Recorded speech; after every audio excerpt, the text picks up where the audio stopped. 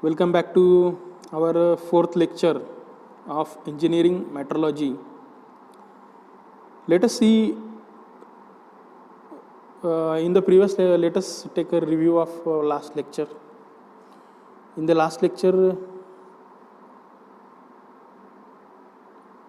we have seen the different types of errors, then the sources of errors in the measurement, their classification, then two types, that is controllable or systematic errors, then random errors.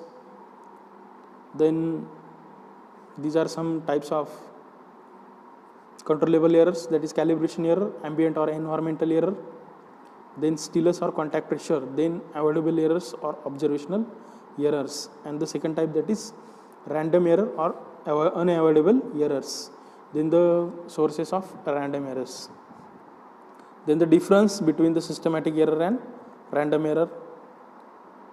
Then let us see the first point, that is factors to be considered while selecting the suitable measuring instruments. Which are those factors which are important while selecting the suitable measuring instrument? So first point is quantity to be measured.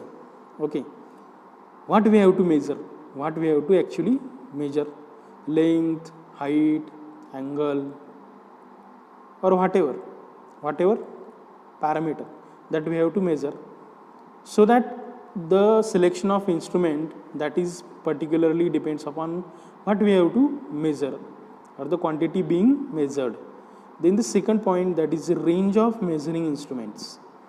So if suppose we are taking a simple example of small scale, meter scale, so that comes in a 15 centimeter, 30 centimeter, 1 meter. So that is the range, that is 0 to 15 centimeter, that is also the range, then 0 to 30 centimeter, that is also the range, and 0 to 100 centimeter, that is also the range. On that particular range or application we are selecting the instrument, so that is also the important factor for the selection of measuring instrument. So then third factor, that is precise measurement. If we are measuring particular quantity, then there is the requirement of precision in the measurement. In that case we have to use the precise measurements. Measuring instrument. Precise measuring instruments. Precise means the instrument must give all the readings which are close to each other. That means it will not show the difference between the measured readings, so that it must have the high precision. Then more accuracy.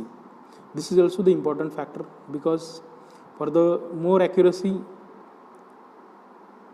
we must select the proper instruments. Then sensitivity, readability of the instruments, because proper sensitivity, proper readability is necessary for the proper measurement. Then computability of the instrument. If suppose one instrument that is taking the input quantity and that is actually displaying that particular output of the measured quantity on a digital display, this is one instrument, and other instrument that is not showing actually the actual measured value on a display, but we required to calculate or use some formula, or required to calculate the actual measured value. So as per our requirement, if the instrument is calculating the final value, measured value, so compatibility of the instrument, that is also the important factor. Then easy to operate. The instrument is user friendly, that is easily for the operation while measurement, that is also the important factor. then the low capital cost.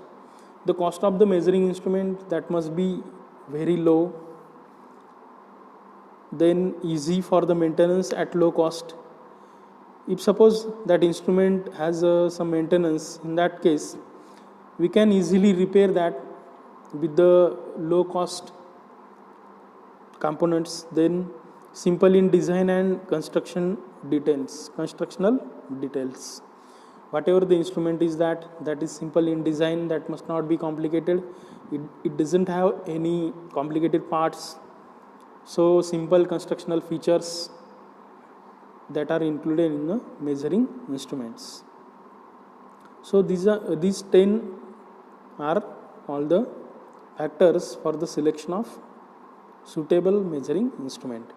Then next point is characteristic of measuring instruments for giving precision or precise measurement.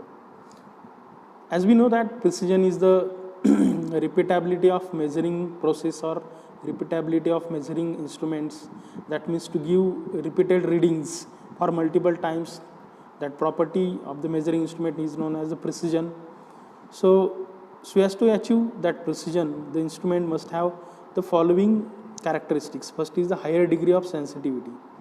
So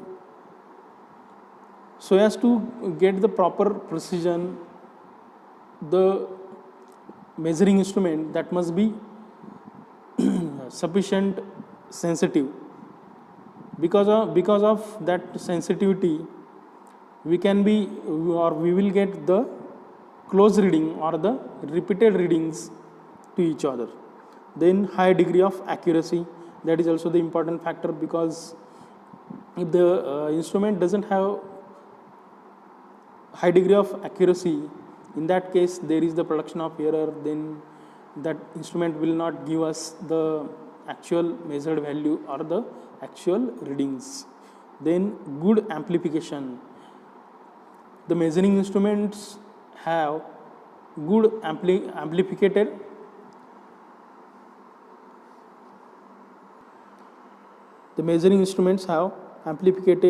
measuring or the magnification scale, because if the instrument is taking a small input, then that input is shown as a magnified output by the instrument, so that there must be a good amplification or magnification must be there.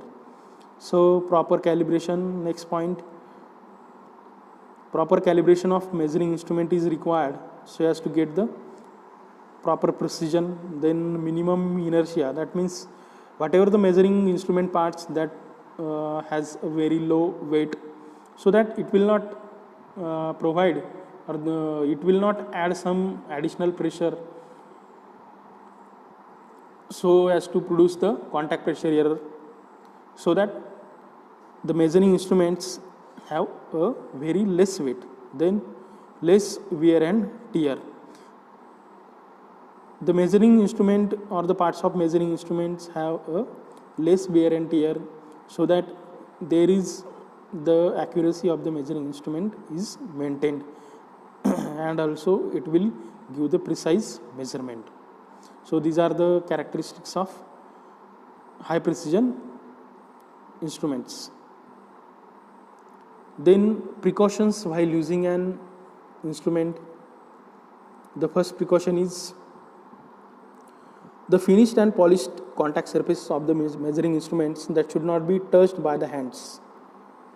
Whatever the polished or finished parts or the contact surface of the instruments that should not be touched by the hands, because the natural acids that are deposited on a skin are likely to be that may corrode the contact surfaces. Due to that property or due to that problem, so we do not touch the finished or polished contact surface of the measuring instruments. Then the second precaution is temperature of the human body may affect the dimensions, because due to that higher temperature of the body, the workpiece or the measuring instrument that may get expanded or contracted. Due to that, it will not show us the actual reading or the readings close to the standards or the true value or the measure value. So that the temperature of human body is also important, so that one must not touch directly with the measuring instruments. Then before using the instruments, wash the hands thoroughly. Then the instrument surfaces should be provided by coating thin film of pure petroleum jelly. Okay, this is also very important. Then standard temperature for the measurement is 20 degrees Celsius, but sometimes it is not possible to maintain the standard temperature while taking measurements. It is also suggested to do the measurements when the temperature of the both measuring instruments and the workpiece that are about 20 degree Celsius. That means we have to take the measurements about the 20 degree Celsius. Then equipments like slip gauges having the higher accuracy are allowed to handle only by using a piece of chamois leather. That means direct handling is not allowed in case of slip gauges. Then brushing over contact surfaces is not recommended, so that for the cleaning we must not brush over the contact surfaces, because there may be a chances of wear and tear. So that what if in case of there is wear and tear in case of slip gauges, so that slip gauges will not give the proper readings, so that there is production of errors in the measurement. When the measuring instrument is not in use, it should be protected by atmospheric corrosion. For this purpose, the highly finished surfaces are first wiped and then solvent to remove any finger marks or any other coated with mixture or heated with petroleum jelly or petrol. These are some precautions that are taken while using an instruments. Then the concept of least count of measuring instruments. Let us take an example of vernier caliper. So in that case, the least count is the ratio of value of smallest division on main scale to the number of divisions on vernier scale So least count is equal to the value of smallest division on main scale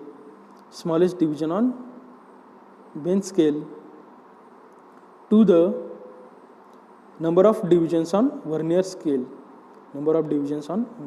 scale, so that it is a ratio of value of small division on main scale to the number of divisions on vernier scale. As we know that the vernier has two scales. First is the main scale and the second one is the vernier scale. So that number of divisions on vernier scale are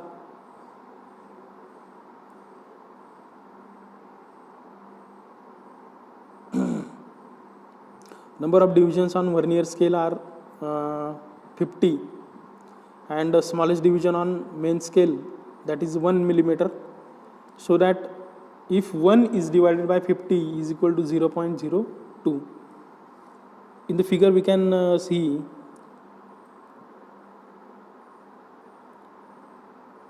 smallest division on main scale, that is 1 millimeter, and total divisions on vernier scale, that is 50. So that 1 is divided by 50, so that the least count of the vernier caliper is 0.02 millimeter.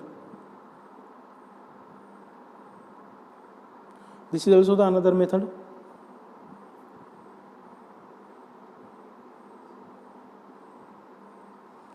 So in this way we have seen our chapter number 1.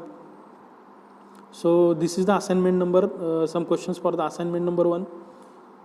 Define metrology, state the objectives of it or need of it, then the difference between the systematic errors, random errors, then define accuracy and precision, then state the advantages of interchangeability, what is the interchangeability, define interchangeability, then explain the parallax error with the neat sketches, then explain environmental error, calibration error, Then last, draw the diagram indicate the reading of 4.32 on vernier scale.